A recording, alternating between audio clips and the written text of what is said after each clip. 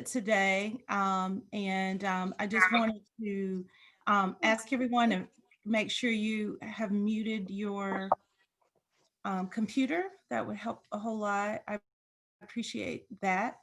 Um, I am Chimmy Boy Keys, and my pronouns are she, her, and hers. I actually hail from North Carolina. You probably have already picked that up in my first sentence. I wanted to welcome you all, but also to encourage you all throughout this conversation um, to have good self care. We're going to talk a lot about the way bystander intervention may look for communities of color. We're going to speak in an intersectional way and talk about the um, things that marginalized populations face, particularly in this time, but I would argue probably throughout time, but it's more highlighted right now. There's a lot of pain, a lot of um, hyper awareness to inequities. There is a lot of feelings that people have. And so, as we talk about historical oppression, which we will get to when we talk about contemporary oppression, systematic oppression, racism. I want you to just take deep breaths through it. We're definitely going to get to where we talk about solutions and ways to move forward. We will have some breakouts so you can talk amongst yourselves about what you're seeing and share your collective wisdom around, what you feel like we should be doing about things. All those things will be present today, but self care is most important, okay? So, we're going to talk about considerations for intersectional programs and services in your prevention work. I created a bystander intervention program called BOUT That Life, and it focuses on bystander intervention from the lens of communities of color. So it's for everyone, whether folks identify as being a person of color or not, but it takes into account some particular nuances and things that um, folks of color, people who are part of marginalized communities have to think about when doing bystander intervention. So, what we're going to talk about today is some of those principles because I think it's so important as preventionists for you to really include these things if you're not already doing it in your work. So, let's go forward. A little bit about me. So, my educational background is in psychology. I already told you I hail from North Carolina. So, it's actually afternoon here on the East Coast. I was a student affairs person in higher ed for 18 years. 11 of those 18 years, I directed university women's centers at both predominantly white institutions and historically Black universities. So, I have a perspective in different spaces. You see my foci here. I look at interpersonal violence from an intersectional anti-oppression lens. And my research is on sexual assault and domestic violence at historically Black colleges and universities. And I have a special place in my heart for HBCUs. North Carolina actually has, tied with Texas, the most HBCUs in a state in the country. So the HBCUs are an integral part of the culture, particularly in the South, but definitely in North Carolina. If you're ever looking for research interest, there's a strong gap in or a wide gap in research around interpersonal violence at HBCUs. So, think about that as you're looking at where to go with your own interests. And I started doing this work in 98.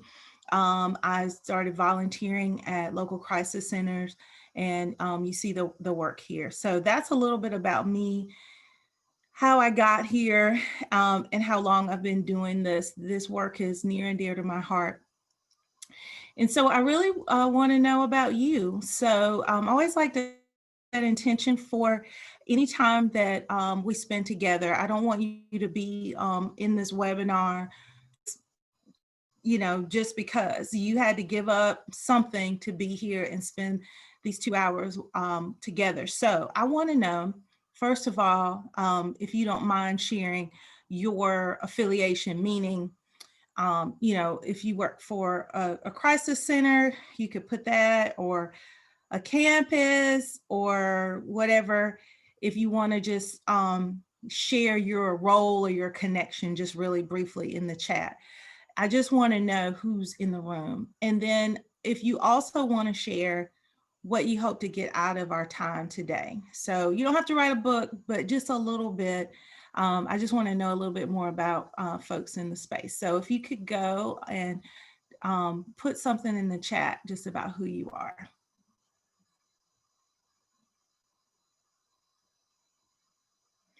So I'll put role, affiliation, and what you hope to learn today. Okay, so I put that in the chat so you can have that to see.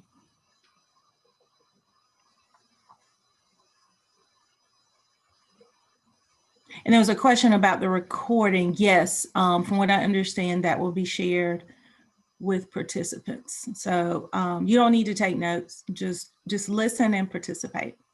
Okay, nobody's putting anything in the chat. So does that mean you don't want me to know your role or affiliation and what you hope to learn today? Okay, great. Thanks, Joy. Give us a chance to type. I know, right? Okay, great. I see here. Okay. Native Women's Coalition, Strong-Hearted Native Women's Coalition, Victim Survivor Advocate, awesome. Domestic Violence Agency in Fresno, yes. Oh, yes, in tab with technology. Yes, yes, so good.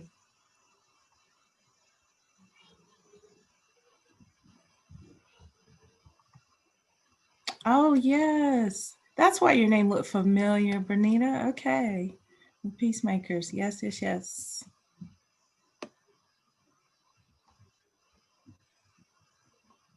All right. Okay, awesome. Prevention coordinator and storyteller. I love that. Yes, yes, yes. Okay, DV emergency shelter, therapist. Awesome. This is such a cross section of people. I love this. Okay, doing more trauma-informed services. Awesome. Okay, community advocate. Okay, this is so good. Thank you so much for sharing. Group facilitate. Okay, so yeah, this is awesome. Okay, so knowing that you all are not only preventionists and trainers, I will talk also a little bit about programs and services, just so you know, we can cover it all, just seeing who's in the room. So I'll just kind of add that in as we talk. But this is great. So thank you, everyone. All right, so we're going to jump into it. I wanted to just tell you what we hope to accomplish in our time together.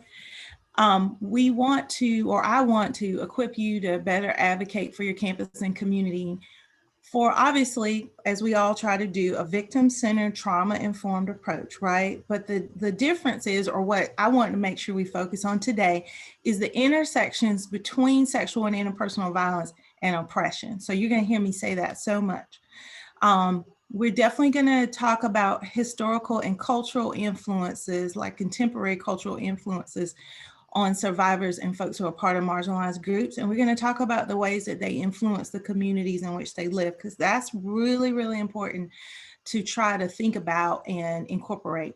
And we're going to talk about some specific recommendations. So I won't just leave you hanging. I'm going to talk about things I think you can be doing. Or if you have suggestions, things that you're already doing, that would be great for you to share in your breakout groups when we get to that part too. Because like I said before, this collective wisdom here, I am not the only expert. There are so many experts. All of you are experts in this space.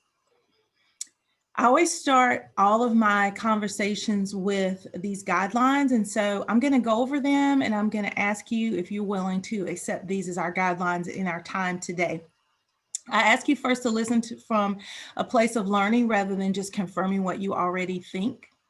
I also ask you to not state views in global or absolute truths. Only speak for yourself, talk about your own experiences. Do not speak for all Black folks or Latinx folks or Native folks. And, just speaking from your own experiences. I will share some thoughts around groups of people and what I believe they have encountered or are encountering, but just know that I am not speaking for those groups or saying that this is everyone's experience, okay? Of course, in a webinar space, this is not as much of an issue, but of course, don't take all the energy in the space, meaning when you go, especially into your breakout group, share the airtime, allow other people to speak up. And if you're kind of zoning out and not very present in this space, I want you to note that for yourself too, and ask you to just come back to the space. I know you've got tons of emails and people are texting you while you're listening and participating in this webinar. That's life, but I ask you to try to stay present. And then please tell your truth, but I ask you to do it without blaming, shaming, or attacking anyone that's in this space that we're sharing together. Also, if you ask a question, I ask you to please do it from a place of genuine curiosity, but not to make a point. If that's ever happened to you, you know how belittling that feels, and we don't want to do that to anyone in this space. So think about how and why you're asking the question that you ask, but do ask questions, that's fine. Also, so important to pay attention to your judgments and your assumptions, things that you think are certain. I'm asking you to hold those lightly and consider some alternatives. I will be offering things to you today that you may not have thought about, or you may even disagree with, which is okay. I want you to put a pin in that and think about why that is rubbing at you, right? And want you to grapple with it. And I want you to think about this long after this webinar is over, because that's how change happens. And so that's what my goal is to get you to change or to enhance work that you're already doing. Of course, respecting confidentiality, you all are good at that because that's what we do in this work, but don't share anyone's experiences outside of our time today. And lastly, just assume that people are just operating from their own frameworks and their own backgrounds. You only know what you know. You only know what you were taught growing up, what was reinforced in your community or in media or whatever it happens to be. And so that's the framework you're operating from and everyone else in this space. So I'm going to go back to the last slide. I ask that you just adopt these conversational guidelines as we go forward, okay? So I like to always ground us in some stats, things you're probably familiar with, but just in case, just to give us a framework for why we do this work in this context.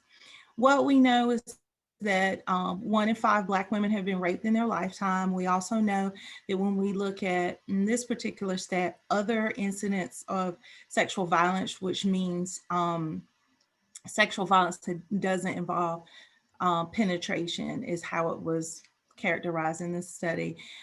We know that 64% of multiracial women, 55% of American Indian or Alaska Native women. Again, these are the categories that the CDC chose to report as. These are not necessarily the terms that I use. 38% of Black non-Hispanic women, 35.6% of Hispanic, and 31.9% of Asian or Pacific Islander women. Why is this important? Because a lot of times the percentages that we operate on is that kind of 1 in 4, 1 in 5 stat. But clearly when we look at women of color and this statistic, it's way more than that. And so the question should always be on our minds is, why is that happening, right? Why is this happening at greater rates for women of color?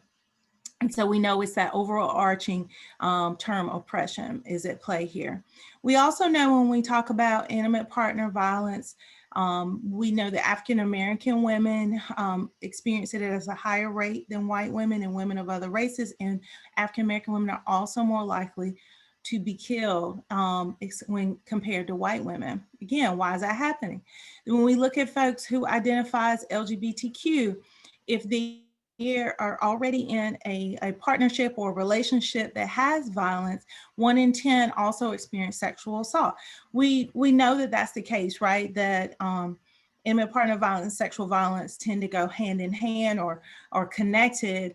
But when we talk about intersectional approaches, when we talk about all the identities people bring into spaces, if someone is a person of color and they also identify as LGBTQ and they're in an abusive relationship, what does that all mean? Now we've got a higher incident of sexual assault that's merged in. So we have to do our work in a different way. We cannot do a one size fits all approach.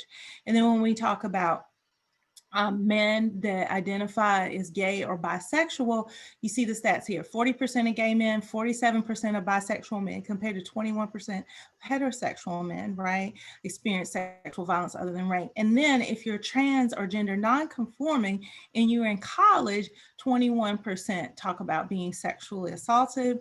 And then this stat is the study that I was the co-principal investigator of. It's the only peer-reviewed study that exists, that I know to exist, on sexual assault at HBCUs. And this is what we found out.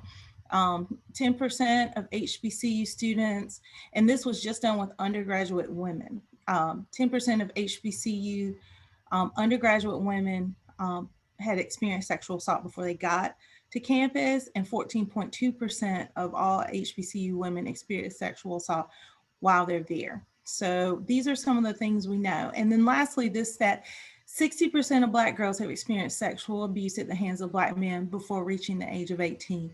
That should make your jaw drop.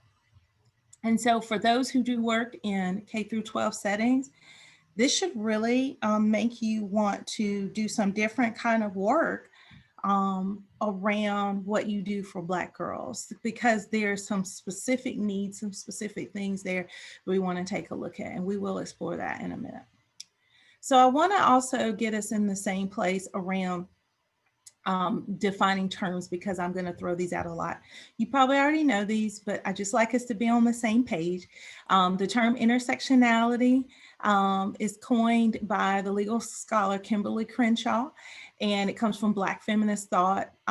Originally, the idea was around what was happening with Black women, but has since been transferred to talk about many marginalized populations. So the idea is that you cannot be, or your experiences of oppression cannot be thought of in terms of just one identity, right?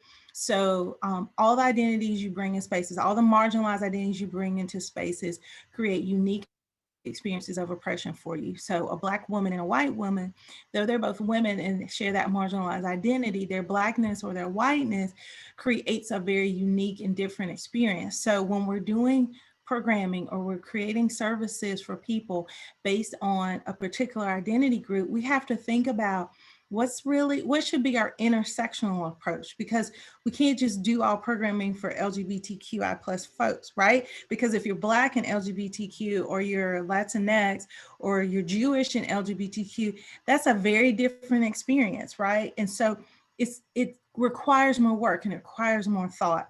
And so I'm very, very passionate about making sure that we are thinking about that and doing work around that. So let's talk about some of the identities people bring in the spaces. These are just some of them, and this is what I'm offering to you as we think about those. Of course, race and gender, people think about that easily. Your nationality, your religion, or your faith identity, or if you don't have one, right, your socioeconomic status, but also your gender expression, your age, your sexual orientation, your ability status, things like that. But there's more, right? So these are just some that I offer, but we all have these multiple identities, and they become more prominent depending on the setting they're in. So for me, because I'm doing this webinar to folks who live in California, certain things, my Southernness is a more prominent identity for me probably right now in this space. My Blackness feels more prominent in this space than, it might have been when I was in an HBCU setting, right? So these things are fluid, and that's the same for the folks that we're serving or the people we're training in our workshops. And I want to talk about oppression now. You know that term, you've heard it, you use it yourself, I'm sure, but I want to point to this formula: power plus prejudice equals oppression. This is so important because sometimes people use prejudice and oppression interchangeably. They use those terms interchangeably. prejudice is bad and shouldn't be done, but the very important difference is that oppression is prejudice plus this presence of power. And when I talk about power, I mean it in terms of societal and systemic power. We're going to go into that a little bit in a sec, but people sometimes use terms like reverse racism or reverse sexism, but those are oppressions, right? And those identity groups. So in terms of reverse racism, folks who don't have societal or systemic power in terms of race, meaning anyone who isn't white, they don't have that systemic power. The system is not set up for them to have power, right? And so someone who is exhibiting some kind of bias may be prejudiced if you're a person of color, but you are not racist. And so that reverse racism term actually can't even exist by definition. And I want folks to be with that for a second, because remember I said I'm going to throw some stuff at you to make people go, you know, I'm not so sure about that, or what does she mean? This is important because, like I said, though it's not good to be discriminatory or prejudicial, and that should be addressed, or biased, that systemic societal power is very, very important. So we can all be agents of oppression and we can all be targets of oppression. So we want to think about the levels that this shows up. Usually we go instantly to institutional, right? These systems, legal system, educational system, the media, hiring practices, those things. And that's absolutely where oppression shows up, and most people can identify. But it also shows up on levels like individual oppression, your feelings, your beliefs, your values. Those are things like how you feel when you are walking by a group of youth of color who are kind of loud on the street, right? They're probably just talking and laughing and, you know, calling each other out for something and having a good time. But that feeling that you feel where maybe your breath quickens or you're not so sure, you feel a little, those are some things that show up for us, right? When someone gets in the elevator or walks into a bathroom who we perceive to be transgender, those are a feeling or a belief or a value that we may hold that can create an experience of oppression for folks. So it's good to pay attention to it. The interpersonal oppressions, oh my gosh, that's a huge one, right? That shows up in the forms of language and behavior. Microaggressions, which we're going to cover a little bit today. Usually well-meaning, well-intended people who just like say and do things that just don't work, and they create walls for people. This is important, and the reason why I even talk about these levels of oppression, because in the work that I do around the country, working with local agencies, working with campuses, the folks that are served oftentimes talk about this interpersonal oppression that shows up for them, or they notice the most, that make them not want to seek your services, not want to participate in your workshops and your trainings.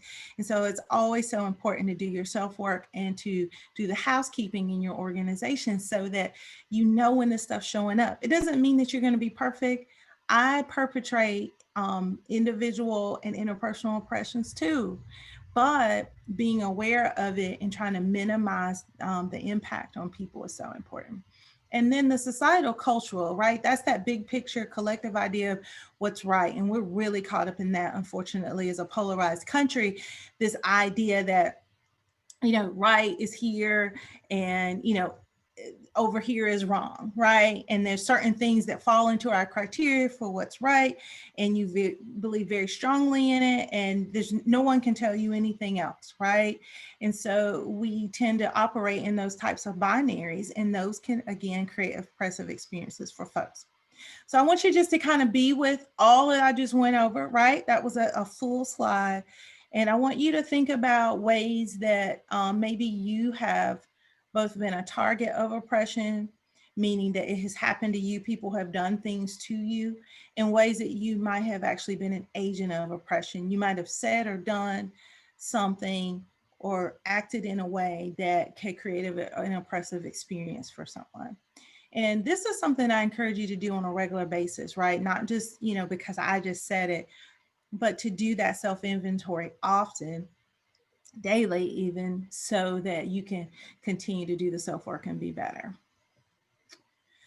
So, when I talked about earlier, when I said oppression and the presence of power being the most important thing, I want to offer to you the places of societal and systemic power in the US. So if you look at it globally or look at other countries, this list could be different, right? So we're going to talk about the US specifically. This is what I offer. These are the places or the categories that people could have that gives them power: being white, being male, heterosexual, being Christian, being able-bodied, being cisgender, born in the US, having more than enough material wealth, which is my way of talking about someone who other people might coin the term middle socioeconomic status or higher socioeconomic status. And then if you're documented, and I put an asterisk by documented because you could technically be documented, so like have your papers, whatever that means, right? But you could have papers, but if you have other characteristics, say you are brown, or you have an accent, or you wear a hijab, or something like that, you could definitely be a target of oppression, even though you're documented, right? So that's why that's an asterisk. So I want us to think about for a second places that we have societal and systemic power. Like where in these categories are we included, right? And then where are we not included, right? Where are places that we don't have societal and systemic power? Now this is important for us to note. Again, if these are things you already know, great. But if this is new, that's wonderful too.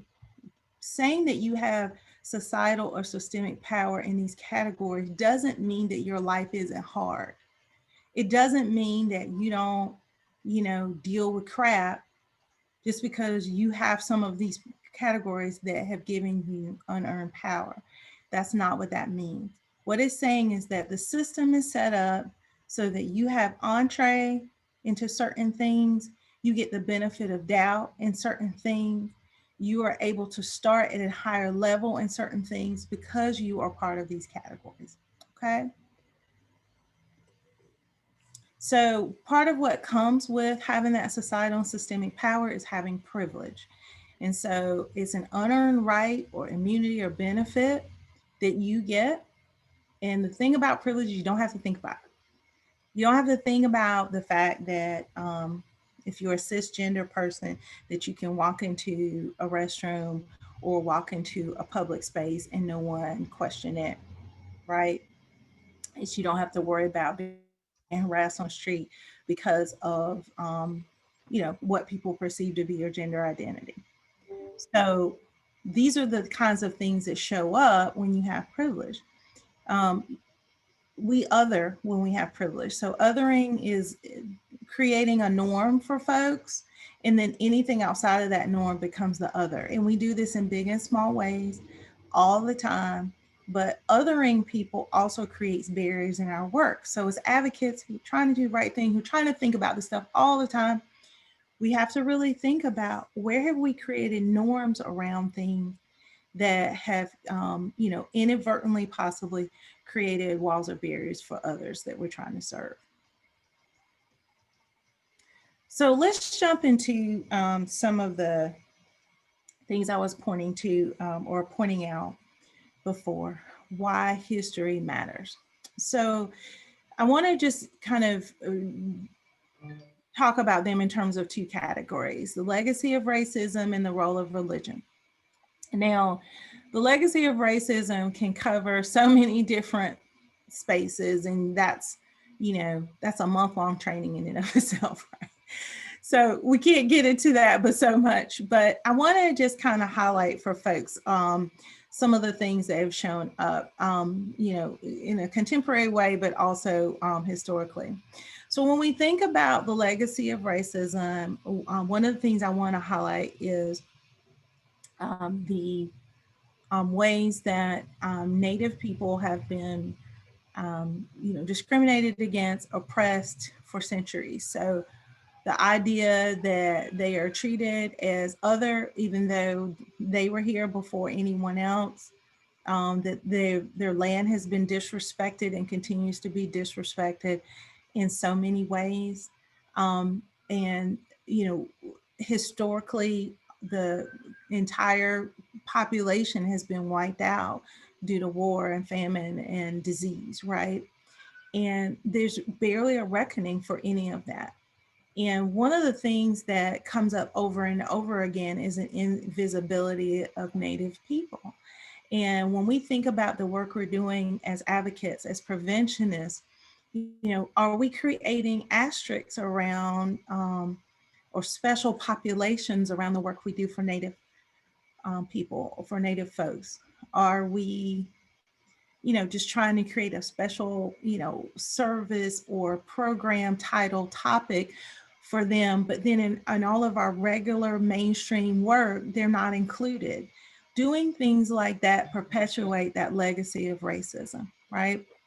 And the same thing when we talk about other groups of people, but I just wanted to highlight particularly Native folks. And when we talk about the enslavement of Africans in the US, when we talk about for 400 years, you know, Black people being relegated to a less than human status, being tortured, being raped, you know, children being stripped from them, removed from them, their identities, their names, their language, their culture, all that being stripped from them.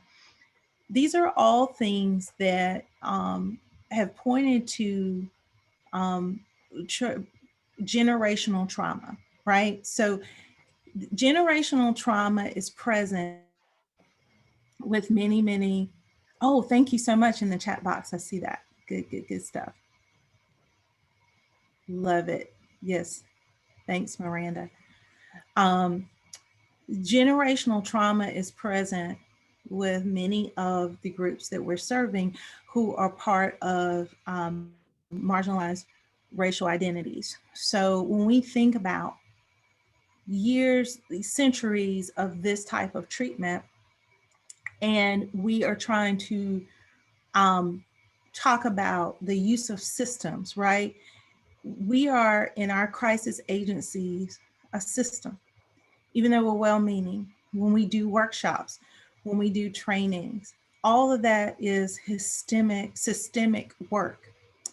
And when we are trying to better the circumstances of the folks we serve, and we just do them through the presence of systems without acknowledging the role that systems have played, the legacy of racism on the folks that we're serving, I think we're doing them a disservice. So one of the things we have to do as advocates is we have to give voice to these. So what I encourage you to do in your programming and in your services is to create spaces where we can talk about these legacies, right? You can pose questions to folks. You can, you know, raise it as a discussion question in the workshop that you're training on. You can create time in your group facilitation, right? In your support groups, or however it is that it's set up with your agency, for people to talk about their feelings around these legacies. It could be that they start talking about narratives around things that their elders have said to them.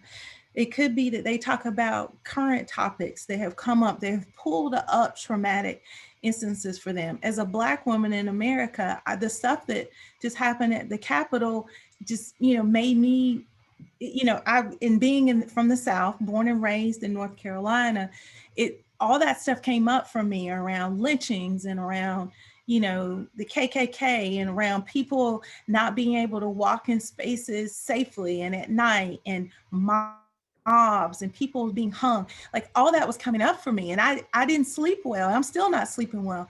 And it's not because the Capitol the incident was, you know, something that was my first trigger, but it re-triggered things. And so if you're going to do this work in an intersectional way, make space for that in your programs and services. So important, okay?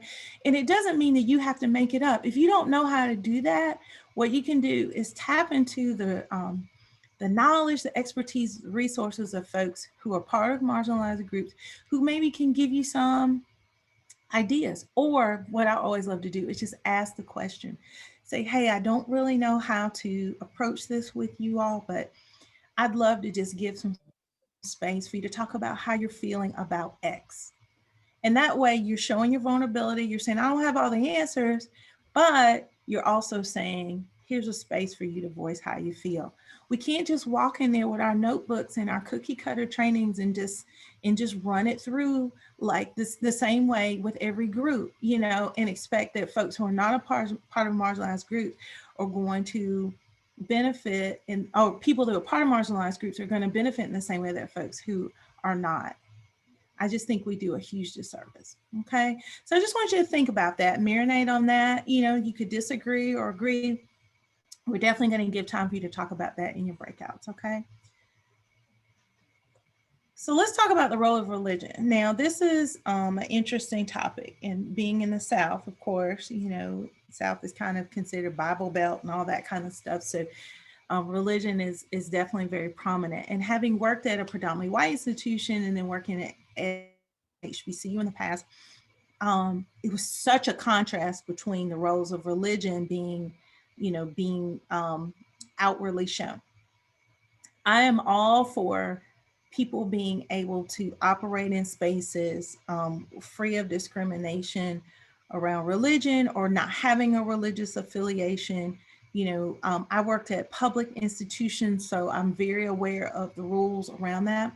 But what I want to offer to you right now as folks who are advocates is the idea that there are religious cultural influences that, particularly with folks of color, that by kind of whitewashing or not including discussions around that, I would offer that you are actually eliminating part of folks' cultural experiences that you could give voice to. Now, this doesn't mean that you need to insert like praying in programs. What I'm saying is that, again, giving time for discussion around the role of religion in the way people feel about gender, in the way people feel about, you know, ways that they cope with trauma, right? Ways that they find healing. Those all need to be part of the discussion, in my opinion, if you're going to create a culturally relevant or a culturally humble response to the work that you're doing. So this is something we have to grapple with, because you don't want to create an oppressive experience, right? Because we know that religion, the role of religion has absolutely been oppressive, has absolutely, you know, relegated women to subordinate roles, has, you know, people have used religion to say that it's okay to enslave people. It's okay to, you know, hurt people in some way. It's okay to create laws that, you know, are biased towards certain groups. Religion has absolutely been used that way. So we have to balance the acknowledgement of that with these cultural, religious influences that we shouldn't ignore. So I'm encouraging you all to think about, grapple with the balance, have those discussions. Again, if you want to do that in your breakouts or in your staff meetings, you know, with the folks that you work with, this is a great discussion to have and to figure out how that works for you in the communities that you live. Again, more stuff to just be thinking about, right? So I want to talk about these influences that matter to the folks that you're serving who are part of marginalized identities. One is that every time that they are encouraged or asked to interact with you and your agency, there is a risk of exposure to experiences of marginalization that they have to weigh. So if, especially for agencies, and there are many because I often get brought in to work with them, right, that are not doing the self-work, have not finished the housekeeping part, where their agency is creating instances where folks experience microaggressions and things like that in your agencies. And so what is important for you to know is that for someone to sign up for an appointment in your agency, for someone to decide, oh, thank you so much, Francis. I see that in the chat. The Color of Compromise book and video. Awesome, awesome, awesome. As you can see, I can switch back and forth from chat to talk. It's totally okay. The risk of exposure to experiences of marginalization is big. So I said earlier I was going to talk about microaggressions. So this is where I'm going to talk about. So microaggressions, for those who maybe aren't as familiar with them, is really just behaviors and language that people use that, whether intentional or unintentional, create a hostile or derogatory environment for the people that they come encounter.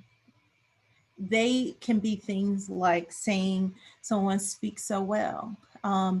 That's also when someone speaks more loudly to someone with an accent, as if speaking more loudly is going to help them understand what it is that they're saying. Those are folks that want to touch the hair of someone who has a certain hair texture, maybe someone that wears locks, or someone like me who wears my hair naturally curly, and they want to touch it because it's exotic or it's different or they're fascinated by it. These are little things that happen that oftentimes are unintentional to the perpetrator of the microaggression. It's unintentionally negative, but it creates a experience, a negative, insulting experience from the recipient. Now, one of the things that is interesting about microaggressions is this conflict between the perpetrator focusing on the intent of the behavior or the language, meaning I was just trying to compliment them. I think their hair is just so beautiful, and I just wanted to let them know how beautiful it was, and I wanted to see more about it, see how it feels, right? That's intent. I didn't mean any harm. The recipient deals with the impact. So the impact is, I felt objectified by that person. I felt like, I'm looked at as some, different exotic object. I, felt like they were treating me like a pet, right? That's the impact that act had. And people that perpetrate microaggressions, and we all do it, y'all, even well-meaning folks, even me who trains about this, we do it from time to time. But the tension between those two, the intention and the impact, is real. And what it does is it shuts down the folks you serve, because you know what? They decide, I don't need to risk that exposure of marginalization. I don't have to come to that focus group. I got to get childcare for that. I don't feel like, you know what I'm saying? So it's like when they weigh all the risks, they decide that they're not signing up for your stuff.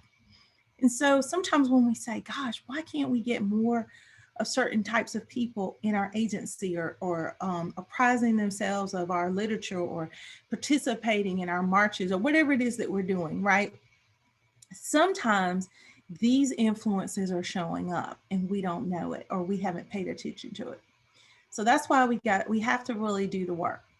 The second influence I wanted to jump on is the code of silence and protectiveness of the community. We know about this, but it's just the idea that we are not gonna, you've heard people say, air our dirty laundry, right?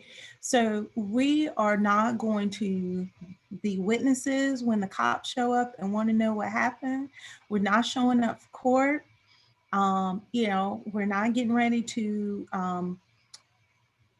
call the police on this domestic violence incident. Even though I do really want them to stop doing that to me, I'm not getting ready to involve the law. We're not calling child protective services so that they can, take this child away from this parent, right? Sometimes these things are seen as pathological of this particular marginalized group, and a lot of law enforcement people I've talked to, and they think, oh yeah, nobody ever saw anything. I get so sick of that, so a lot of times these law enforcement folks are just like, feel a lot of animosity towards that. And I understand they're trying to do their job, but there's a bigger cultural and historical influence around systems not serving marginalized populations. And so this silence and protectiveness, I would argue, is not pathological most of the time. They're really just trying to preserve their communities, because historically it's shown that these systems don't serve us the same way they serve white folks or heterosexual people or cisgender people or whatever it happens to be. The acute awareness of stereotyping. Oh, I think somebody unmuted. I got a little feedback coming in. The idea that if your agency doesn't see a lot of a particular identity group and I'm the one person who shows up, then now you're going to decide that something about my group, right? There's going to be stereotypes around my group. You know, if I am somebody who identifies as queer and you don't see a lot of queer folks in your agency, and I talk to you about how I've been brutally abused by my partner who also identifies as queer. You don't know a lot of queer folks, so you don't think this is just how we do business in the queer community. I'm acutely aware of that stereotype, right? I'm not signing up for that. I'm not showing up. Another thing is the collective consciousness, and that is a burden. I use the word burden that folks who are part of marginalized identities carry all the time. The collective consciousness that I have to hold all the things about my group on my shoulders. So I have to protect it at all times. I have to keep the silence, and protectiveness of the community. I have to remedy or fix what's happening in my community before the system does. I have to carry all that on me all the time. And it's a burden, right? It's something that is taught to me from the time that I'm little, that this is something that I have to walk with and I have the responsibility for my community. So these are the influences that I offer to you that are kind of swirling around in the atmosphere or in the environment of the folks that you're serving and the people you're trying to train. And that's a lot, right? If we don't recognize this stuff and don't talk about it and give voice to it, then we're completely missing the mark, in my opinion. And so it means we have to do a pivot, right? It means we have to rewrite some curriculums. It means we have to rework some agendas to make time for these kinds of things. It also means that we have to do the self-work and we have to read and we have to know a little bit more about these topics or bring in people that have that expertise and that knowledge so that we can do this the right way. Okay, so kind of be there with that. A lot to think about, hopefully, for folks. And then these influences I want to go over, and then we'll go into the solutions and the breakouts, okay? The first influence I want to talk about comes out of Black feminist thought called race first, gender second, and I'll go into that in a sec. I want to talk a bit about the problematic relationship that marginalized identities, particularly folks of color, have had with the police, law enforcement, and the judicial system. Talk about White House messaging, about poverty or not, less than enough material wealth, and then this term called shifting. So let's jump into race first, gender second. Race first, gender second is basically the idea that it is a betrayal of your race to speak up about gender issues over and above some in a racial um, um, over and above a racial topic. So some of the ways the show has shown up more with, and I just picked a couple of celebrity stories because it's easy to portray that. The Bill Cosby case, right? Some of the women who were sexually assaulted by him are shown here. Bill Cosby was someone who was, considered America's dad, right? Because of the Cosby Show. And even before that, just having a long, illustrious career, right? And so some of the conversations that I heard being a member of the Black community was, some people were like, yeah, that was really messed up what Bill did. But then other conversations were around, particularly the white women who were sexually assaulted by him, keeping a Black man down, trying to ruin his whole career. Look at all he did for HBCUs and look at what they're doing to him, right? And so you have to keep in mind that this is bigger than just a person who committed crimes against women. I know that Bill did it. and he's being punished for it. And I feel like that's what should happen. But I also know that what Bill Cosby represents is not just himself, but it's an idea around what Black people were to society prior to the Cosby Show. So I just want you to like be with this for a second. The Cosby Show was the first time that Black people were portrayed in a way that they were upper middle class. They were in a family with spouses that were in love with each other, had medical and law degrees, had an extended family that were happy. They sang Stevie Wonder songs, right? Right. So this was like a portrayal of Black people that had never been seen on TV. And then it was a crossover hit, which just basically means that white people liked it too, right? So you have this mainstream idea about the ways that Black people move through spaces that was unique at that time. And so when Bill Cosby is, shown to be a rapist, that's an assault on sort of the idea of Black people as a race. And this idea was really in threat because, if you think about it, you can't even find the Cosby Show in syndication anymore anywhere, right? It's not, you can't watch it at 6 p.m. on USA Channel anymore. So there was a massive consequence around what this individual did that had an effect on a larger community. And so you have to think big about this in the sense that for someone to stand up and say, Bill Cosby did it and he's a rapist and he needs to be prosecuted, that's a lot for a Black person to stand up and say when you think of all the things I just shared about what his role meant to a perception about Black people in America. And so if you've never really thought about that, I want you to think about it, because these are the kinds of things that we ask folks to do when we say, you need to speak out about this. You need to put something on social media. You need to show up for the Take Back the Night March. You are asking folks of color to put gender first. And in the cultures that they are a part of, that I'm a part of, there's a consequence for getting that equation wrong. And so these are the things that we have to think about. And then, of course, and I'm not going to go through the story, but of course, more recently, R. Kelly, the R&B singer, who has a whole host of atrocities and things that he's done towards women. Race first, gender second. This is a blog, Tiffany Martinez. She had a blog a few years ago called Academia Love Me Back. And this to me just encapsulated this idea around people having to somehow be a voice or a spokesperson for an entire group of people. So this is their quote from the blog. My last name and appearance immediately instills a set of biases before I have the chance to open my mouth. As a minority in my classrooms, I continuously hear my peers and professors use language that both covertly and overtly oppresses the communities I belong to. Therefore, I do not always feel safe when I attempt to advocate for my people in these spaces. Tiffany is not a singular idea or a person with a singular idea. These are the feelings, I would argue, of a lot of people that you've encountered and served in your work. And so it's important to hear these voices.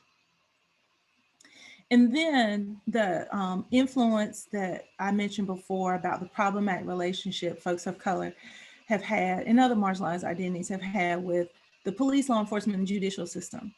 It's funny, when I first started doing these trainings and I talked about this concept, it was something that I really had to explain a lot. But now, because of the visibility, particularly this year or last year now, right? We're in a new year with, police brutality and, George Floyd and all the visibility that's happening around Breonna Taylor, I don't have to say as much about it because people are like, oh, okay, I get it now.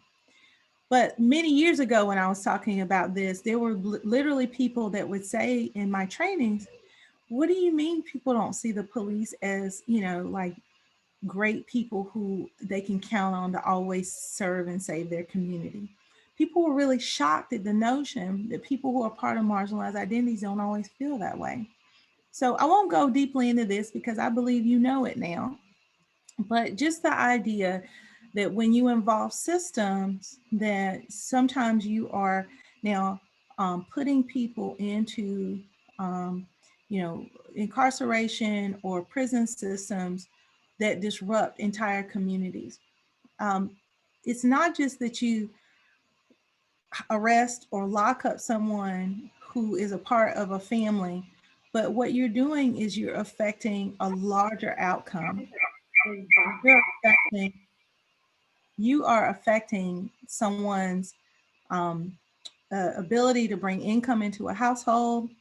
It's affecting an entire community who looks towards certain people for other things that they bring in the community, whether it's leadership, mentorship, whatever it happens to be. And then there's a generational impact, right? When you lock up folks of color over and over and over again throughout time. And so this is, of course, a longer conversation. But one of the things that I used to really grapple with advocates is this idea that it's a win when we lock up perpetrators all the time. And so this is something that I hope that you all grapple with in your agencies and within yourself, about ways to hold people accountable that don't always involve the penal system. And so it's okay if you disagree with me about that. Luckily, there's a lot of research now around transformative justice and restorative justice. This was stuff that folks of color have been doing for centuries, right? Particularly Native people and African communities have been doing this work around restorative justice for a long time. But I encourage you to look more into it if that's not something you're familiar with, because the ways that we tell people to get help that always involve law enforcement can be an extreme barrier for the work you're doing with folks of color. So just think about it. I just wanted to share this, what came from the website Everyday Feminism, but it's a Bureau of Justice statistic. This is a white person speaking, right? The likelihood that I will go to prison in my lifetime is 4 to 11%, but a person of color's chances run about 44 to 50%. So it's like a flip of a coin, right? Then the percentage of prisoners, 11% are white, and 88% are people of color, right? And then also, a white male with a criminal record is 5% more likely to get a job over a man of color with a clean record. So we know that people that get incarcerated usually get out. They're not locked up for life, right? And so again, there's that impact, that economic impact that affects entire communities. We need to grapple with this. We need to think about, I always say that, to me, one of the strongest and most important issues that we will struggle with as folks that do advocacy work around interpersonal violence is the question, how do we hold people accountable? What does that look like? And that's something that we're going to continue to struggle with and need to struggle with for decades to come. And then, of course, the school to prison pipeline. So for those who do K through 12 work, and this is, again, has come up more recently and has more prominence, which is helpful to me in my training, the school resource officer, right? Or the idea that we're going to call the police if something breaks out at a school, or telling kids in our K through 12 trainings that if something happens, you're going to, tell this authority figure at the school, who is then going to involve law enforcement. All these things we have to think about in the context of what that means for folks of color. When we're teaching bystander intervention to kids, we cannot ignore the school to prison pipeline. That school to prison pipeline, for those who aren't familiar, are the idea that kids of color usually are the ones who end up going into, suspension, right? Or expulsion. And those consequences that schools give them usually ends up being a direct line to them being juvenile delinquents or juveniles who get involved in the system, which then later on leads to them being in prison as an adult. And there's so much data around this. There's so many things you can look up on YouTube. I actually have a video that I normally show, but I won't do that in this webinar context, that talks about the school to prison pipeline and the evidence we know around this. So this really has to make you think about how you do your trainings, right? And how you direct school personnel, school administrators, parents, and how to react when they see something or know something, or they want to tell people to not just, um, allow things to go on that shouldn't happen. How do they respond in a way that keeps in mind the situation and the plights around communities of color and marginalized populations? It's not easy, right? Because we also know in school systems, they have very stringent rules, and there's laws around what people have to do and should do. But I also know that there's some great examples. The Baltimore City school system is a great example. They have a transformative justice framework, because that's a predominantly Black school system. They have a transformative justice framework in how they do their work in that school system. I encourage you to look it up. But they said, you know what, this school to prison pipeline thing is real for our students, and we want to do something a little different. And so they decided to operate in a way that's outside of kind of the norm in the way schools do things. So there's ways to think about this differently. So much to think about, right? Okay, so let's talk about White House messaging. Boy. Okay, so not even just talking about this week, right? So, this slide was created way before, but this was the opening statement when our current president began his campaign. And I think the messaging has continued in this way throughout. When Mexico sends its people, they're not sending their best. They're not sending you. They're not sending you. They're sending people that have lots of problems. And they're bringing those problems with us. They're bringing drugs. They're bringing crime. They're bringing rape. They're rapists. And some, I assume, are good people. Now, when the White House messaging is that way consistently over 4 or 5 years, that absolutely has an effect on whether or not people want to avail themselves of services and programs that you offer, because of the reasons that I talked about before, the influences around stereotypes, around protectiveness and codes of silence in their community, about a community consciousness. Then this all gets reinforced by the top position in our country, right? It gets reinforced by agencies like ICE, like Homeland Security, all these things get reinforced.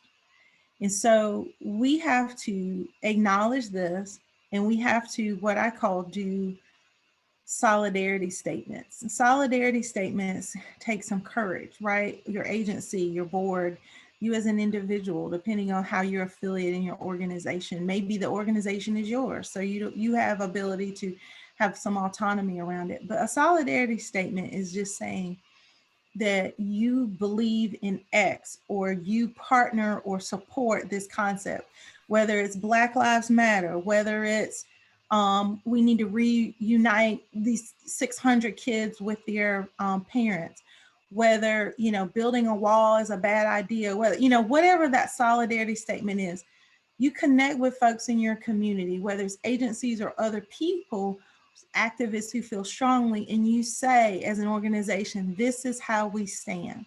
When you do things like that, what it sends a message, to folks in your community that you are not the same as all these other systems that continue to violate or tend to not serve their community well. They can start to see you as a group that's okay, a group that is really vested in their safety, that really believes that they're valued, that gets it or is trying to get it. Those are the ways that you pivot and you start to show yourselves as places that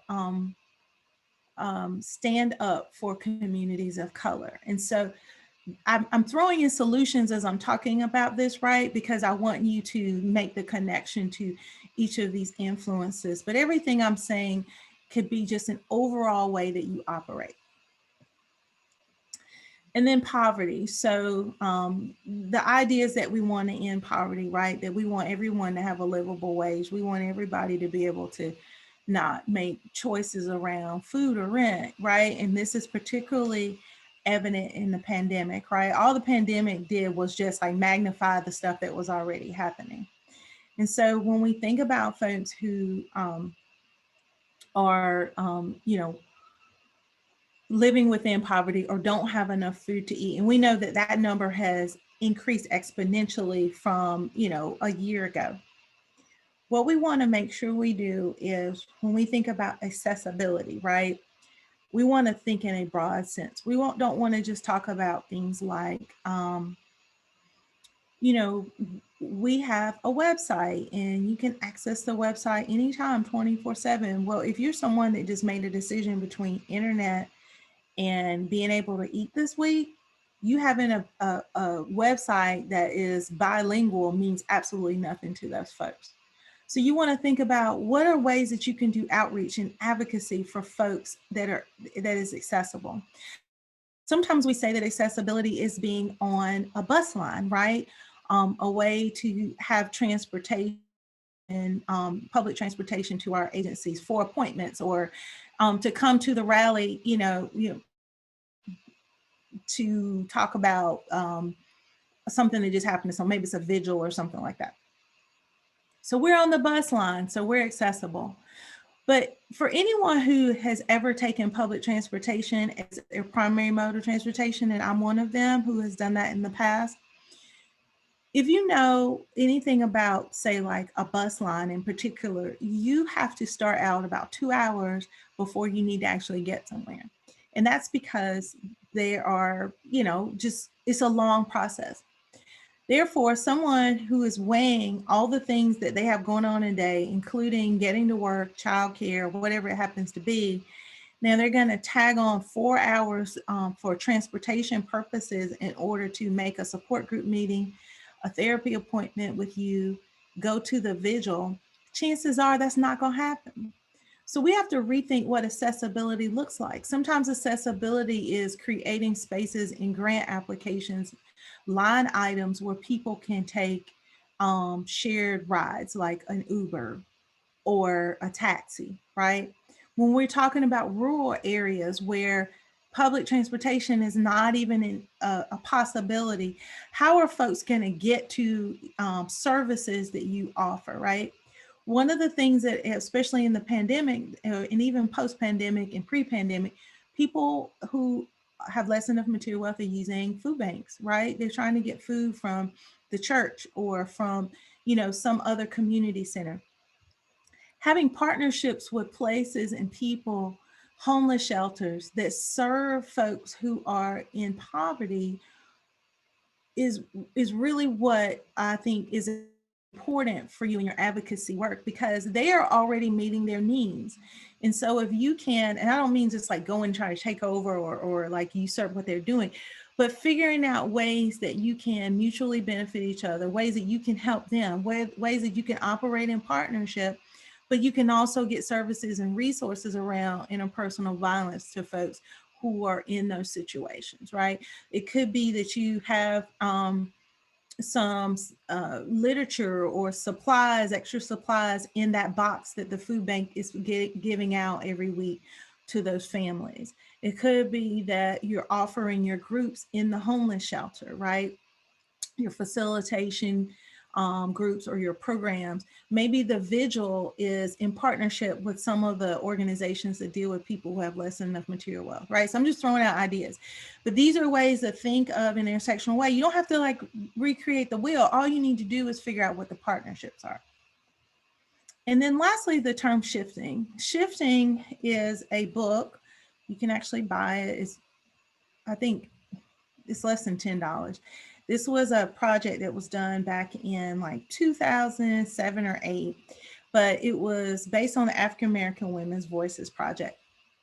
And it focused particularly on Black women in America, but I could say this is transferable to all marginalized populations. But this particular project found that Black women shift white when they go to work or school. They shift back Black when they go home. They shift inward when they're dealing with internalized racism, the effects of the microaggressions that they've dealt with all day, every day. And they do things like They self-medicate, whether it be with alcohol, with food, with sleep, with sex, with whatever it happens to be. And then they shift outwardly where they are, expressing the feelings that they have around this discrimination and this burden that they're carrying all the time, which sometimes can be, you know, the person, oh, thanks so much, Miranda. The person who you think on staff has an attitude all the time, right? The person who is in your workshop who has their arms folded or is not participating. The kid who is just like what you may deem a troublemaker, right? What they might actually be doing is shifting. They're dealing with all the crap that they have been dealt with on a daily basis, and they're now expressing it in some way, shape, or form. And so, one of the things I say to advocates is to think about, do you allow people to bring their whole selves to the table? When you do a training or workshop, when they come to your therapy session or whatever it happens to be, can they be all of who they are? And I don't mean like that you allow them to disrespect you, but what I'm saying is, do you cause people to shift?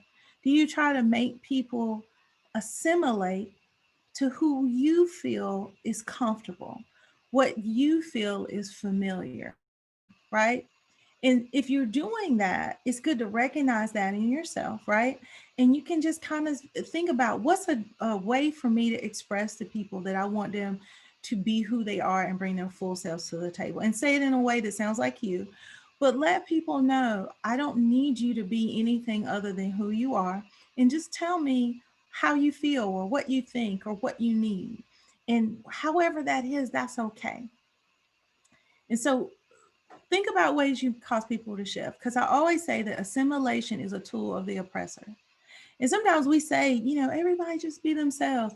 But when somebody really is themselves, it's not okay, right? I know that California, and thank goodness that you passed that, because no one else was really thinking about it and it was needed. You passed and I'm going to forget the exact name of it, and I know you know it, but it allows people to wear their natural hairstyles in, the workplace. It's crazy that we had to pass a law for that, right?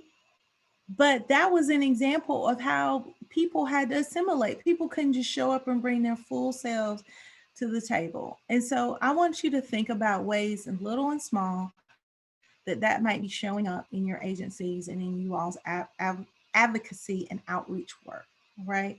And sometimes that's hard, right? Because you're like, we're good people and we're doing good things. But these are great self-reflection things to do, and they're tools to help you to serve your folks better. Okay. All right. That was a lot, right? So take a deep breath. I want to leave this last bit of time, 45 minutes, to talk, right? And so, Miranda, if you don't mind giving me access to do breakout groups, um, I'm going to intro this a little bit. Oh, gosh, I totally forgot about this part. And then I'll intro the breakout groups. Let me just go over this quickly. I want to, especially folks that do the prevention work, to grapple with this question. What does consent look like in communities of color? Okay. And you might say, well, what does she mean by that? What is she talking about? I want to offer this concept: oppression as an agent of coercion. I thought about this because there was a survivor story. It's been more than one, but one in particular, where the person who has she pronouns and was in a situation, and they were raped by a person that used he pronouns. She said that in the situation, when it was clear that this person was not going to stop when she needed them to stop and they did not have consent from her, she said that she knew that if she expressed anymore that she did not want to do this, that would be clearly rape, and that now she was going to have to report it, because she knew in her own consciousness this is what she would want to do. She'd report it, and therefore it would involve systems. It could involve incarceration of this person. And that was something she was a Black person and he was a Black person. She did not want to do because she saw this as not only two Black people who are involved in a crime, but she saw this as this broader community, racial issue, all the things that I've just talked about for the last hour. And so, in this, all of this like swarmed through her head in this horrible moment in her life.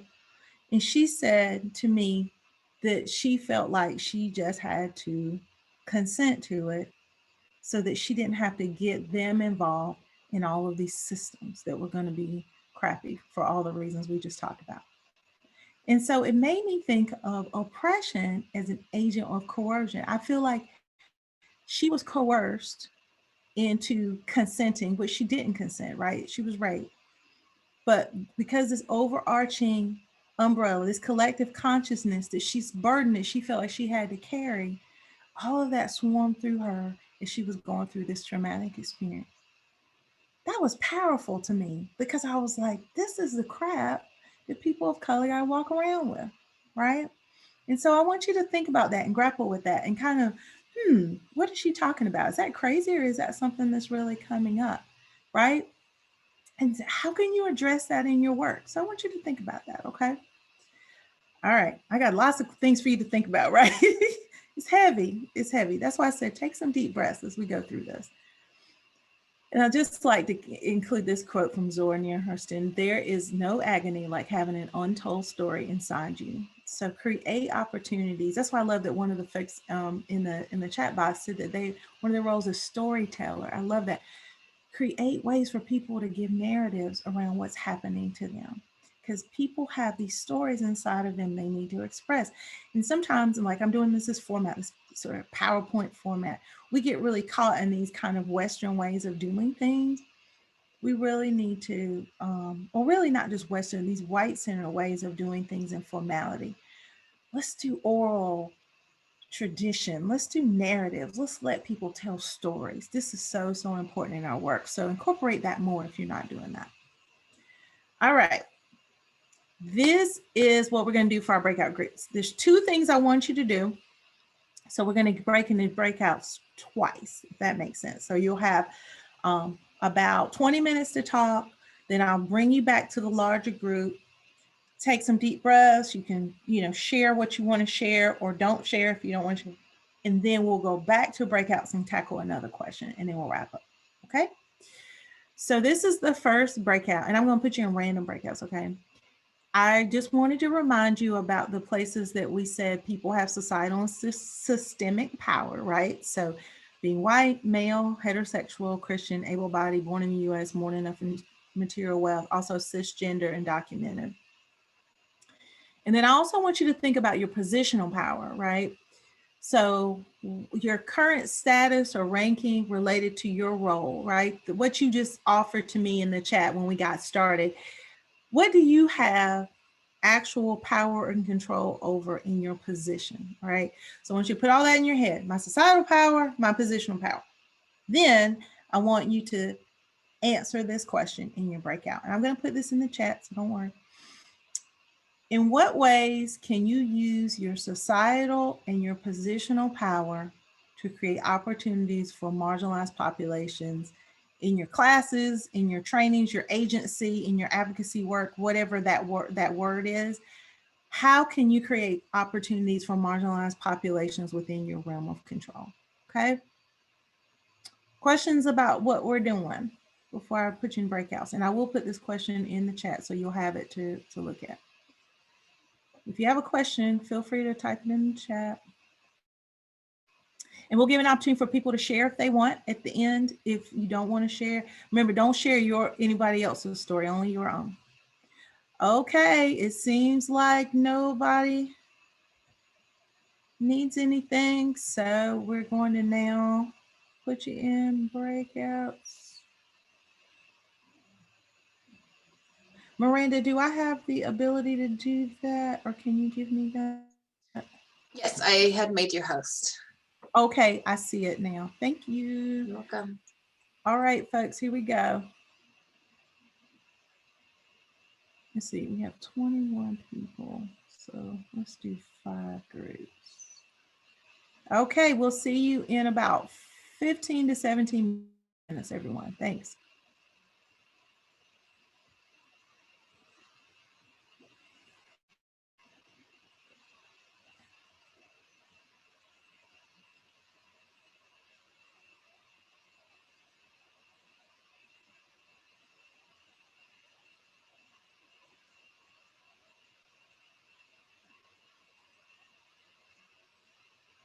Hey, Miranda.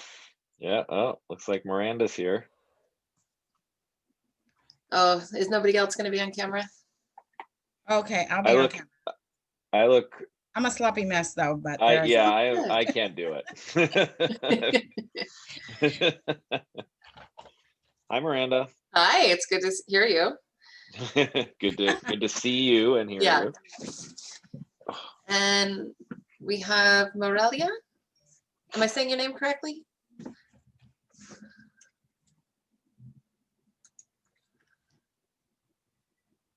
Okay.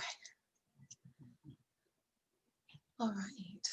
So this is just open forum. I know that like I'm with a partnership, but that doesn't mean I'm in charge of the conversation. So whoever wants to share, please feel free to do so.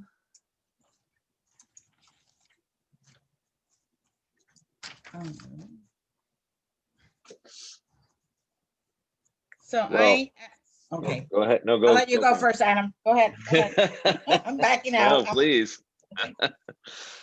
You know, I was just gonna say I was when the components of societal power were listed, I pretty much check every box on there, and so I felt and wanted to look. I looked at who was participating in today's and participating today as attendees, and feel like maybe I'm the only person that checks all those boxes that's in attendance today, and really got me thinking about, okay, as someone who's wielding considerable societal power based on what's listed there, how can I use that to create opportunities for people when I'm providing trainings to different organizations and things like that, or to communities. And you know, the best thing I could come up with was just calling that out and recognizing that when I'm providing trainings, to be better about doing that. I mean, it's certainly something I keep top of mind when working in the gender-based violence field, but probably something I can do a much better job of. But you know, and that's really all I had to share on that initially, is just feeling some more responsibility to do a better job at creating opportunity, given the you know, the definition of societal power.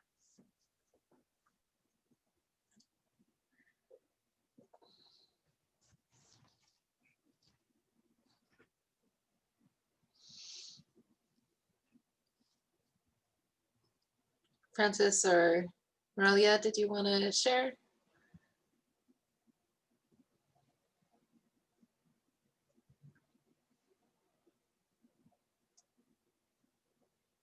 I can go ahead and share.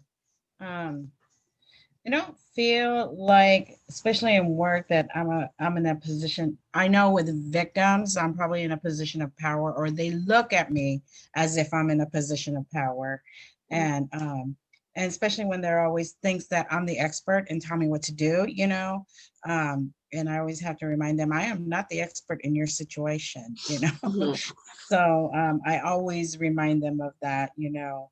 But I feel like also I don't feel like where I work, I have a position of power. I mean, you know, because I'm not in a leadership position, I guess I should say. So sometimes it's intimidating for me, you know, especially, you know, being a woman of color, trying to educate white people. So so I am part of our next generation team, which we have, which is specifically, it was designed for API communities Mhm. and how to be, you know, how to meet their needs and just be more equally equally responsive. That's the other thing. I'm not an eloquent speaker, so so I feel like sometimes I don't have the correct verbiage per se to do education, but I am part of an implicit bias training that we have in at our agency. And so I do the work. I wish I could be more vocal and more, just feel more secure when I'm doing the work, if that makes any sense. And so I feel like I'm not looked at or heard. Sometimes I feel like I'm not heard or for a number of reasons, you know, because I'm a woman of color, because I feel intimidated educating white people on biases, because I don't have the language that I would like to have. So yeah, so anyway, I don't know where I'm going with that, but I feel like educating, trying to educate people. Oh, and there's my phone because I'm at work. I'm sorry, this is a good call for me to back out right now. Don't know where I was going with that, Miranda. It's okay. I know that you do a great job of calling that out and raising that awareness, having worked with you. And I know that for myself, one of the ways in which, you know, there's places in which I definitely hold a lot of privilege, and there is that, there are those places, you know, as a queer person, as a non-binary person, where I definitely don't hold those privileges. But one of the ways in which I try to show up is not being the only person speaking and trying to be very conscious of, like, is it my voice, and you know, being able to call out those times when folks are saying things they, you know, and maybe not even realizing what they're saying and how harmful it is, but, you know, just doing that education of this is not a checklist. Like, I did a training that's 2 hours a week, so, like, or 2 hours this year, so I'm good, I know what's happening. Like, that's not how that works.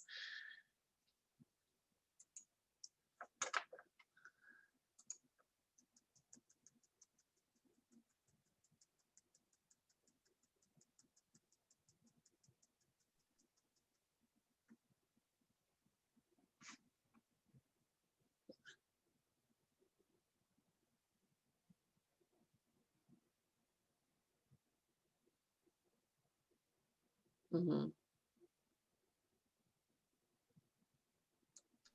Oh, sorry, Miranda. I was trying to read the chat, but I can't see it in here. Are you able to see? Yeah.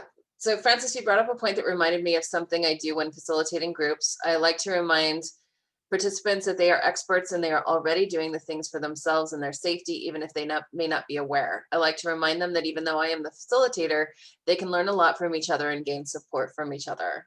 Miranda, I like your point as well. Just because you may have taken a training once a year does not mean the work is done.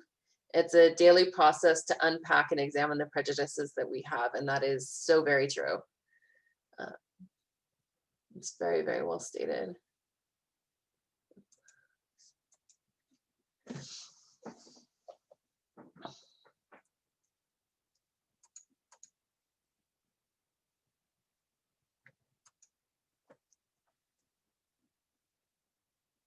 Were there other thoughts that came up for folks as you were kind of thinking about the questions?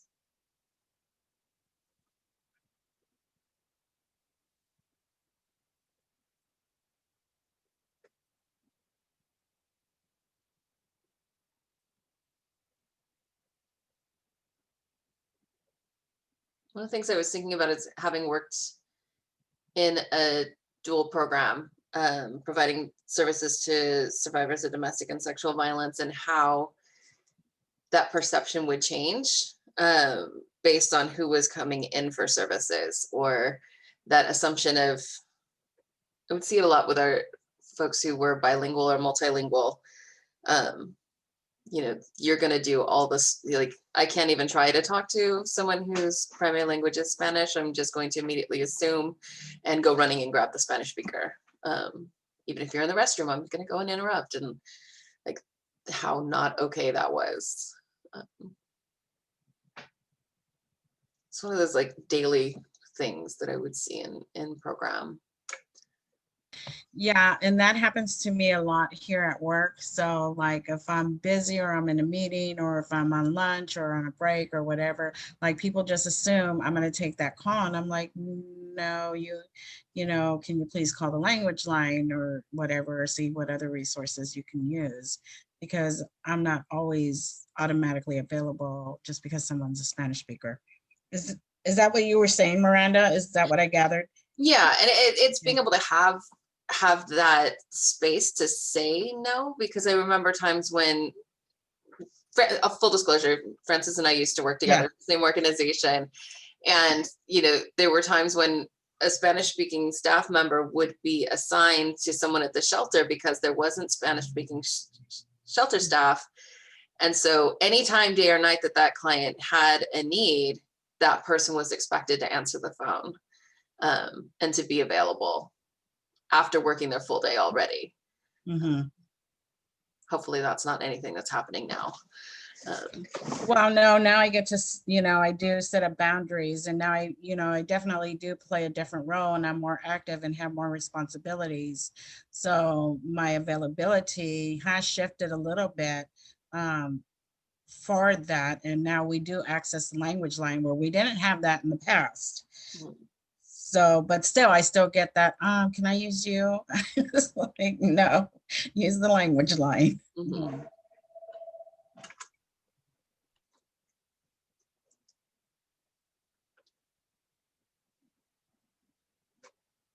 And it looks like we have right about 1 minute, and then we're going to be rejoining. Oh, there we go.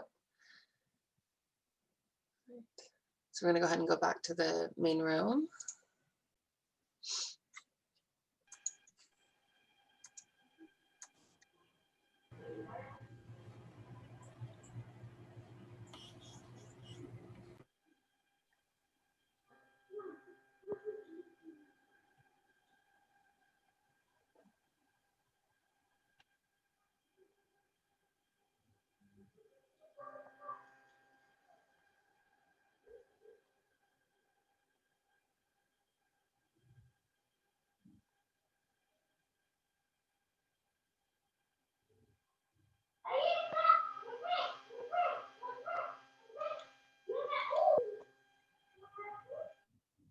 All right, welcome back. Hopefully you all can see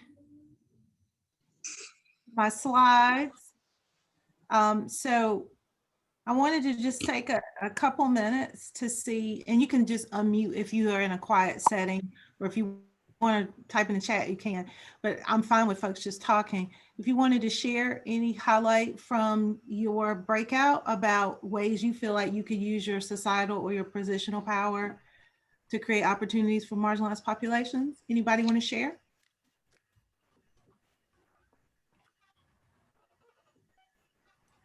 Okay, I'm not one to not speak.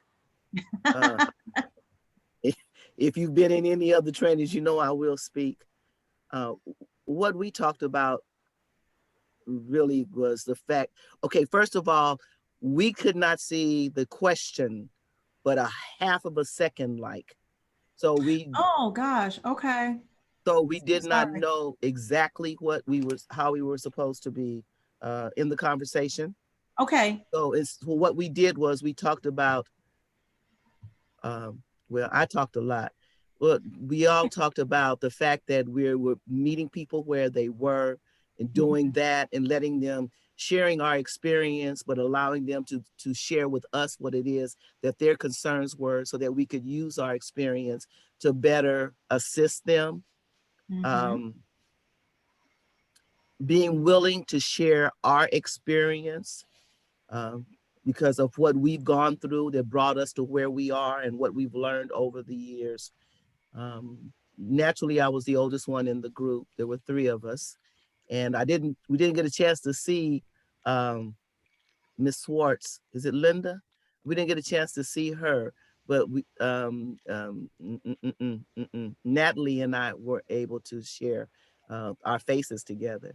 And that's basically what we talked about, is really getting that information out um, in our societal power that we have. All right, good stuff. Thank Somebody you. else can say something. Other folks?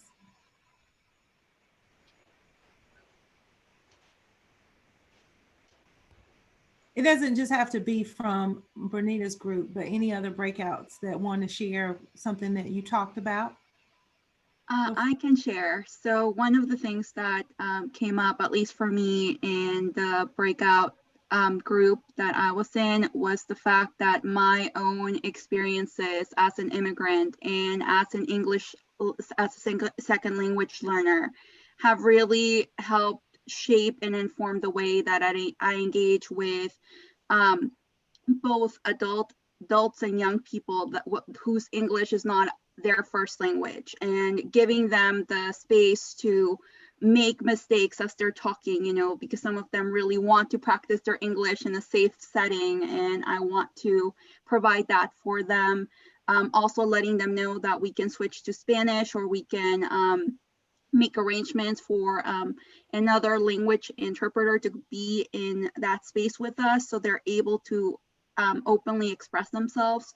And it's been something that I found that has made building trust with folks become a lot more quicker, since, you know, they don't have to apologize to me on a semi-consistent basis over the fact that their English isn't perfect. And I don't want them to feel like their English needs to be perfect before they're able to speak to me about what their needs and concerns are.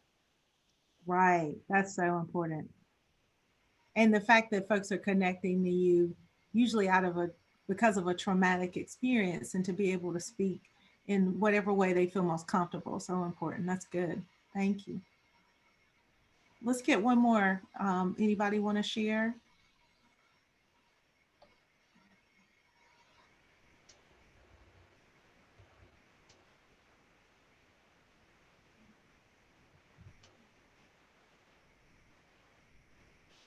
No one else? Sound like someone came up from mute. Shimmy, may I say something Yeah, again go ahead. Sure. about what the young lady just spoke? Mhm. I understand what she's saying about languages that are familiar to you. We do bilingual at Project Peacemakers. And also in listening, there is the cultural difference in communication that many people miss. I was sharing with the young ladies that I was with about the intersectionality. That's a new word for those of us who have been in this for a while. Okay, so coming to grips with the new verbiage, and also to be meeting them where they are type of situation, sometimes presents a problem. I know for myself, people tell me, when you were talking about the shifting, okay, I speak a certain way in certain groups. I'm very familiar with individuals because they're familiar with me. But if I don't know the persons, then that persona is a little different. Like I'm speaking right now.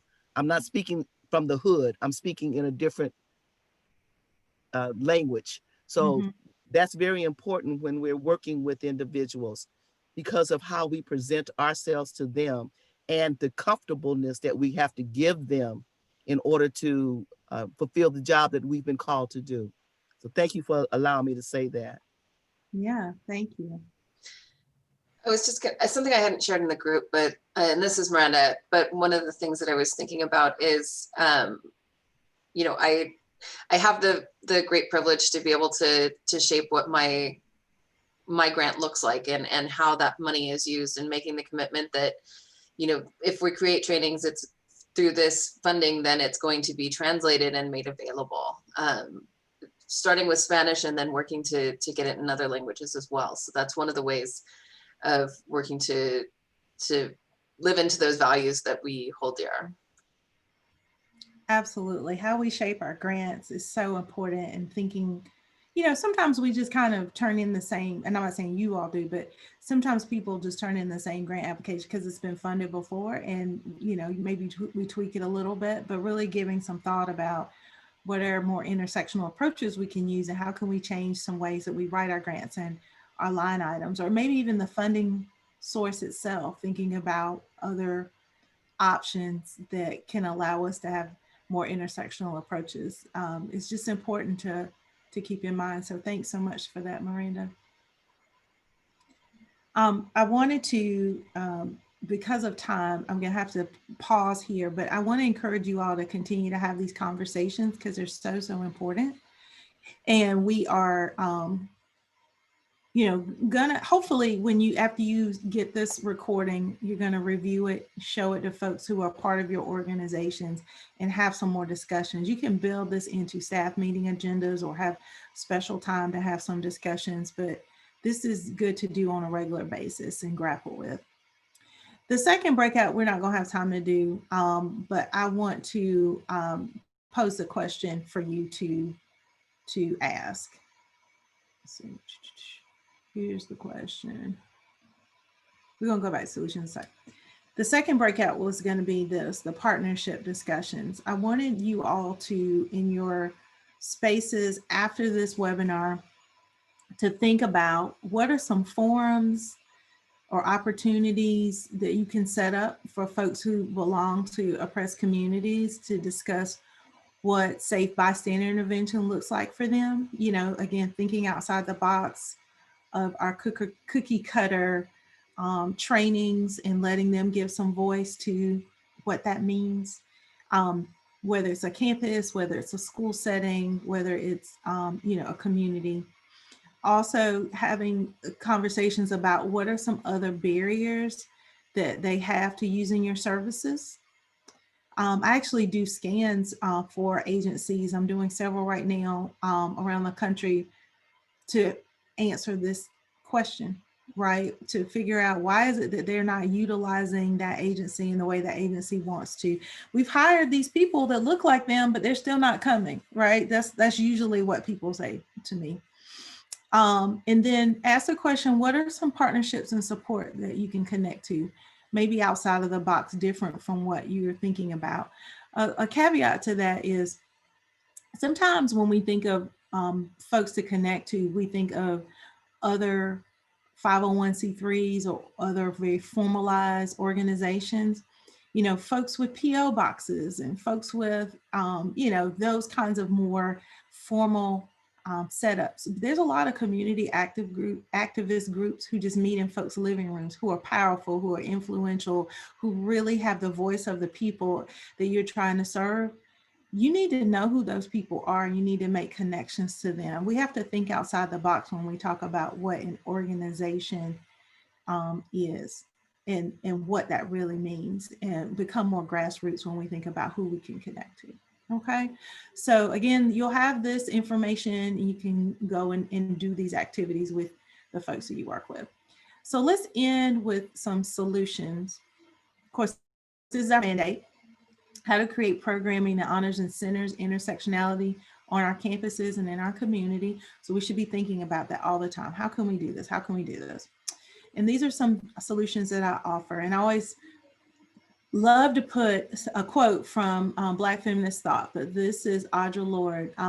There is no such thing as a single issue struggle because we do not live single issues lives. And that's true, right? That is what intersectionality is all about. So these are some questions for you to think about as we move to solutions. This is from Know Your Nine. How do we support girls and women of color who report sexual violence and intimate partner violence with drastically less frequency than white women? How do we support them in our policies, our programs, and in our school culture? And I've offered some thoughts about that, but this is something you should grapple with as you are looking at your trainings and your programming. Revise them with this question in mind. Also, how do we make sure that LGBTQIA people who encounter sexual assault and intimate partner violence are accounted for in our programs and policies? And how do we make sure their viewpoints are not dismissed when we just talk about abuse being a straight male attacker, right? And those are things that we had to really like pivot from in the movement, right? Because we wanted to make sure that people knew that this was happening to women in a very disproportionate way. But in doing that, right, and making sure that women's voices are heard, we were sometimes discounting trans folks. We were discounting non-binary folks. We were discounting folks who,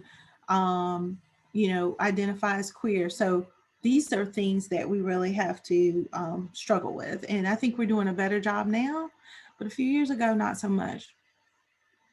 Also, a solution that I offer is to do the self-work all the time. A lot of agencies, I find after I work with them, create groups around particular places of systemic power. So they might create a cisgender reading group, right? So all the cisgender folks in the agency do some self-work around their privilege about being cisgender, and they're accountable to people who are transgender or people who are non-binary, as far as what they're reading and what they're talking about in their discussions and that kind of thing. Maybe there's a white identified reading group where they talk about their privilege around being white, and they do readings and discussions around white supremacy, right? So there's lots of self-work you can do as groups and as individuals. There's a million things on YouTube, right? So do the work. Educate yourself about sexual assault and IPV and the other oppressions that are part of your survivors' experiences, or students, depending on the groups you work with. Definitely be especially aware of microaggressions in the work that you're doing, and be open when someone tells you that you perpetrated a microaggression. Be open to hearing it, because you can receive microaggressions and also perpetrate them. And sometimes when we are often targets of microaggressions, when someone tells us that we perpetrated one, we can't hear that, right? We're like, we need to be open and being aware. Supporting organizations working to end isms. So doing prevention work, doing work to end interpersonal violence is also happening when you do racial equity work, when you do economic equity work, when you do gender equity work. Those things work hand in hand, right? Because we know that interpersonal violence exists because of oppression. So if we work to end oppression in all the ways that you see here, then you're actually working to end interpersonal violence. So they're not mutually exclusive. Working with communities to identify trusted leaders. I touched on that earlier, just about not just organizations who are more formally organized or formally set up, but also just community activists who are meeting and doing good work. But avoid tokenism. Don't think, well, we're working with an LGBTQ group, so we got that covered. We got some Jewish folks on board. We got a Muslim group. We got a Latinx group, so we're cool. Because we know that those are multifaceted voices. So we want to get as many folks at the table as possible. Always ask this question: are we using a framework centered from white identity? Everything from how you present, how you meet, how you set up programs, how you communicate with others, all those things you should be asking, are we using a framework centered from white identity? And we will do that even if we're not someone who identifies as a white person, because that is the environment and the culture that we live in the United States. So we just have to take a look, right? And then frequently place yourself in a state of discomfort and know how that feels. It's good to feel uncomfortable. When you start to feel comfortable and familiar, you're probably not continuing to do the radical work that you need to do in your agency, okay? And we went through the partnership conversations, talked about that. So I want to leave you with this. Change happens when enough people speak up in the same voice. And so that's what you are, and that's what you're doing. And I just appreciate you all so much for taking the time to, to listen and to participate and to be in this space. Just continue to, confront oppression, continue to talk to people about what you just learned today, and hold people accountable and hold yourself accountable, okay? Before I take questions, I just want to give you my contact information. This is my email, chimmy@chimmy.biz. This is my office number.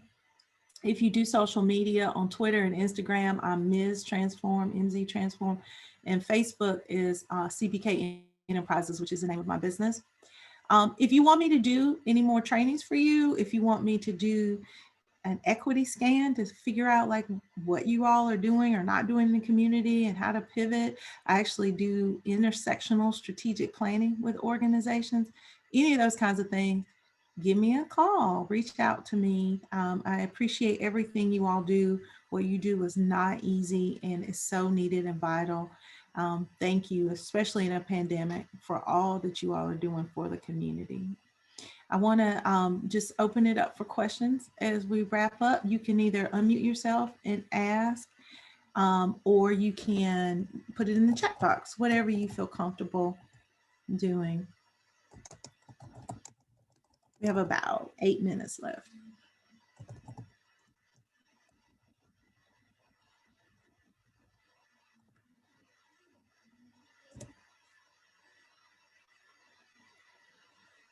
Anything?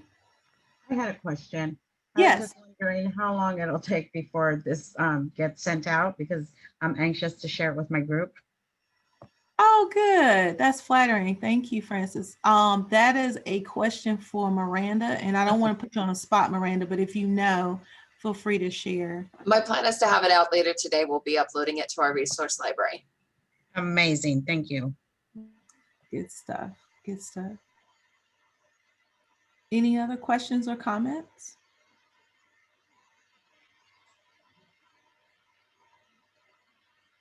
Thanks so much in the chat box. Thanks for the compliments. I encourage everybody, because again, this is heavy stuff. We talked about a lot of things that are hard and going wrong in society. So do a little self-care if you can before you move to whatever your next task is. Even if it's just going to make a cup of tea or breathing a little bit or saying a prayer or whatever it is that you do, encourage some self-care, okay? Very, very important. You can reach me offline on my email if you need to express or ask anything else. But other than that, then I'll wrap up and give it back to Miranda. Thanks again for your time. I appreciate you all. And have a great rest of the day. Thank you for your training. It was exceptional. Thank you. Oh, thanks so much. Thanks for all your comments too, Bernina. I appreciate you a lot. Welcome. Have a great day, everyone. All right. Thank you so much, Timmy. And as I said, we are going to work to get the recording out this afternoon for everyone. So thank you. And we will be sharing as well the all the contact information and any follow-ups. So thank you so much. And I hope everyone has a wonderful day. You too.